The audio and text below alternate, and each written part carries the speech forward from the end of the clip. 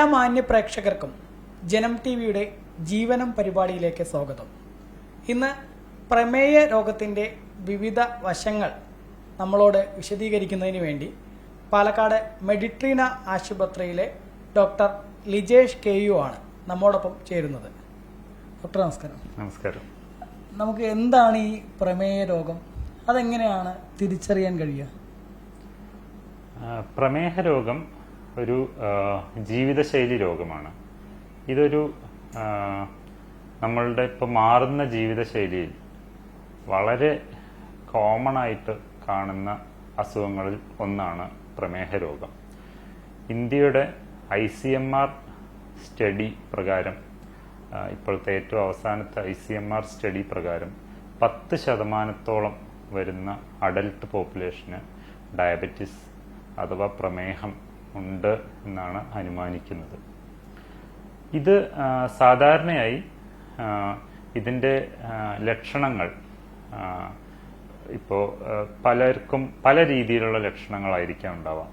ചില ആളുകൾക്ക് urine infection, urinary tract infections അടിക്കടി വരികയാണ്, അതായിരിക്കാം അതിൻ്റെ തുടക്കത്തിലൊരു ലക്ഷണം. മറ്റു ചില ആളുകൾക്ക് ശരീരഭാരം ക്രമേണ കുറഞ്ഞു വരുന്നതായിട്ട് കാണാറുണ്ട്.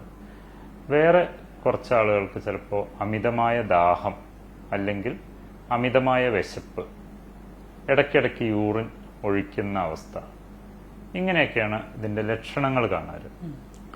ഇങ്ങനെ ലക്ഷണങ്ങൾ കാണുമ്പോൾ നമ്മളപ്പോൾ രോഗനിർണയം നടത്തുന്നതിന് വേണ്ടി രക്തപരിശോധനകൾ നടത്തിയിട്ടാണ് രോഗനിർണയത്തിലേക്ക് എത്തുന്നത്. അപ്പോൾ രക്തപരിശോധനയിൽ 2-3 തരത്തിലുള്ള രക്തപരിശോധനകളുണ്ട്. ഒന്ന്, നമ്മുടെ 3 മാസത്തെ ആവറേജ് ഷുഗർ അഥവാ HbA1c എന്ന് പറയുന്നത് ടെസ്റ്റ് ചെയ്യാം. അത് 6.5-ന്റെ മുകളിലോ 6.5 ആണെങ്കിൽ നമ്മൾ ഡയബറ്റിസ് ഉണ്ട് എന്ന് പറയും.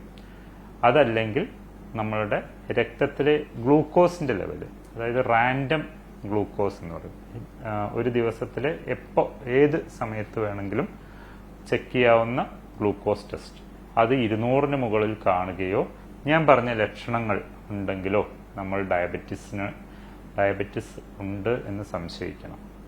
അതേപോലെ ഫാസ്റ്റിംഗ് പ്ലാസ്മ ഗ്ലൂക്കോസ് അഥവാ ഭക്ഷണം കഴിക്കുന്നതിന് മുമ്പ് രാവിലത്തെ ബ്ലഡ് ഗ്ലൂക്കോസിന്റെ ലെവല് 126-ന് മുകളിൽ, 126-ഓ അതിന് മുകളിലോ ആണെങ്കിലും നമ്മൾ ഡയബറ്റിസ് ഉണ്ടെന്ന് പറയും. ഇനി അതല്ല, ഓറൽ ഗ്ലൂക്കോസ് ടോളറൻസ് ടെസ്റ്റ് എന്ന് പറയും. അതായത് നമ്മൾ 8 മണിക്കൂറെങ്കിലും രാത്രിയിൽ ഫാസ്റ്റിംഗ് ചെയ്ത് രാവിലെ 75 ഗ്രാം അൻഹൈഡ്രസ് ഗ്ലൂക്കോസ് കുടിച്ച് അതിനുശേഷം 2 മണിക്കൂറിന് ശേഷം ചെക്ക് ചെയ്യുന്ന ഗ്ലൂക്കോസിന്റെ അളവ് 200-ന് മുകളിലാണെങ്കിലും നമ്മൾ ഡയബറ്റിസ് ഉണ്ട് എന്ന് പറയും രോഗിക്ക്. ഷുഗർ ലോ ആവുമ്പോൾ അല്ലെങ്കിൽ ഹൈ ആവുമ്പോൾ ആ സമയത്തൊക്കെ എന്തൊക്കെ തരത്തിലുള്ള ലക്ഷണങ്ങളായിരിക്കും രോഗിക്ക് ഉണ്ടാവുക? ബ്ലഡ് ഗ്ലൂക്കോസ് ക്രമാതീതമായി കൂടുമ്പോൾ, ഇപ്പൊ ടൈപ്പ് 1 വിഭാഗത്തിൽപ്പെട്ടിട്ടുള്ള ഡയബറ്റിസ് ഉള്ള രോഗിയാണ് എന്നുണ്ടെങ്കിൽ ബ്ലഡ് ഗ്ലൂക്കോസ് വളരെ കൂടിപ്പോകുമ്പോൾ ചിലപ്പോൾ രോഗിക്ക് ഡീഹൈഡ്രേഷൻ സംഭവിക്കുകയും കീറ്റോൺ ബോഡീസ് എന്ന് പറയുന്ന തരത്തിലുള്ള കീറ്റോണിന്റെ ഉൽപാദനം കൂടുകയും ചെയ്താൽ രോഗി ഡയബറ്റിക് കീറ്റോ അസിഡോസിസ് എന്ന് പറയുന്ന ഗുരുതരമായ അവസ്ഥയിലേക്ക് ചിലപ്പോൾ പോകാറുണ്ട്. അതേപോലെ തന്നെ hyper osmolar non ketotic diabetic acidosis എന്ന് പറയുന്ന കണ്ടീഷനിലേക്കും ചിലപ്പോൾ പോകാറുണ്ട്.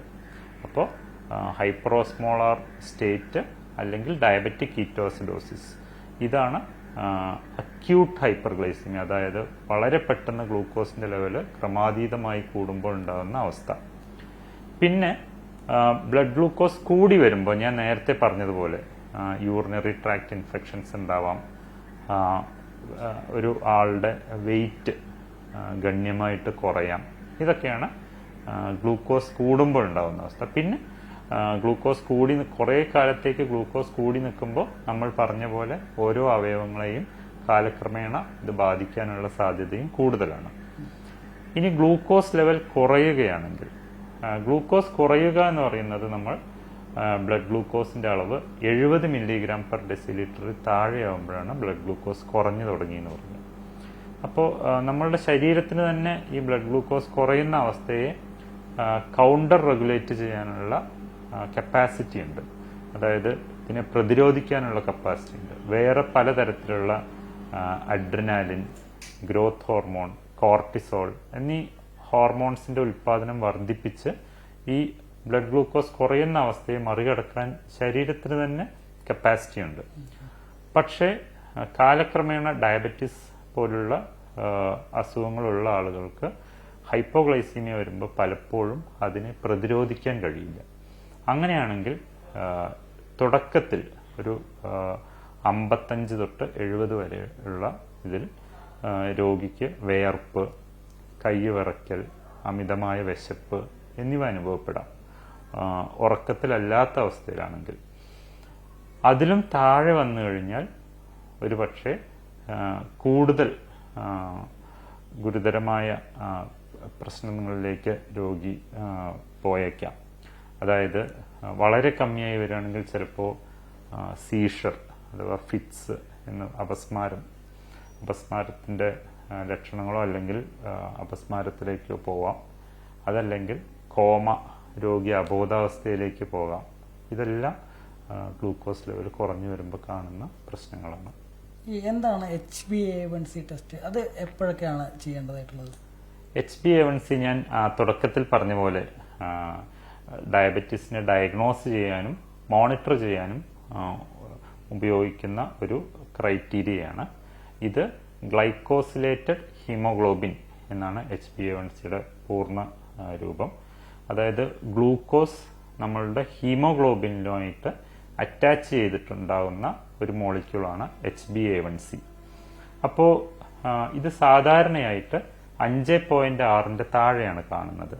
5.6നും 6.5നും ഇടയിലുള്ള HbA1cയെ നമ്മൾ പ്രീ ഡയബറ്റിസ് അഥവാ പ്രമേഹം വരാൻ പോകുന്നു എന്ന് പറയും.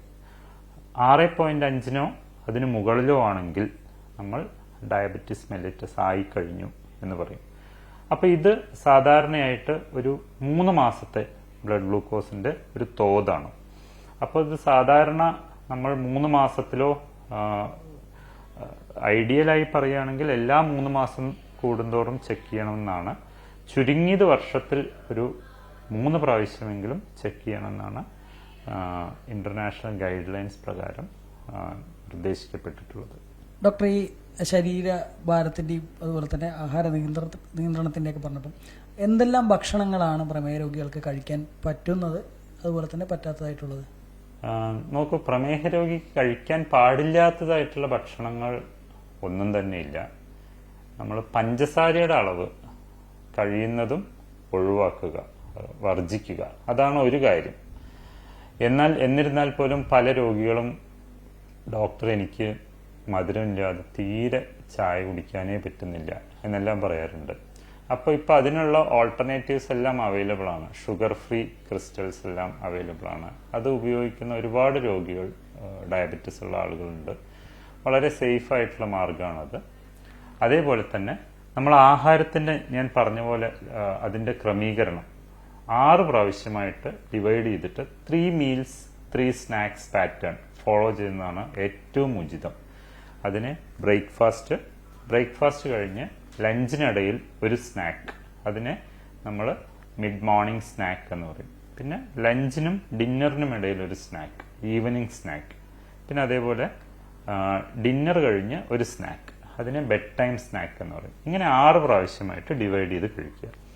ഓരോ പോർഷനിലും അന്നജത്തിൻ്റെ അളവ്, അതായത് ഇപ്പോൾ നമ്മൾ കഴിക്കുന്ന ദോശ, ഇഡ്ഡലി, ചപ്പാത്തി ഇങ്ങനത്തെ ഭക്ഷണ പദാർത്ഥങ്ങളുടെ അളവ് ഒരു പരിധിവരെ കുറച്ച് ഇനി അതേ അളവിൽ നമുക്ക് എന്താ പറയുക, പ്രോട്ടീൻസ്, അതേപോലെ ഫൈബർ, അതേപോലെ മിനറൽസ് എല്ലാം ഉൾപ്പെടുത്തിക്കൊണ്ടുള്ള ഒരു ഭക്ഷണശീലം, അതാണ് ഏറ്റവും നല്ലത്. അതേപോലെ 2.5 തൊട്ട് 3 ലിറ്റർ വരെയെങ്കിലും ചുരുങ്ങിയത് വെള്ളം ഒരു ദിവസത്തിൽ കുടിക്കാൻ നോക്കുക. ഇങ്ങനെ സന്തുലിതമായൊരു ആഹാര രീതിയാണ് ഡയബറ്റിസ് ഉള്ള രോഗികൾക്ക് ഏറ്റവും നല്ലത്. വളരെ നന്ദി ഡോക്ടർ, പ്രേക്ഷകരുമായിട്ട് പ്രമേയം സംബന്ധിച്ച ഓരോ കാര്യങ്ങളും വിശദമായി തന്നെ പങ്കുവച്ചത്. Thank you so much.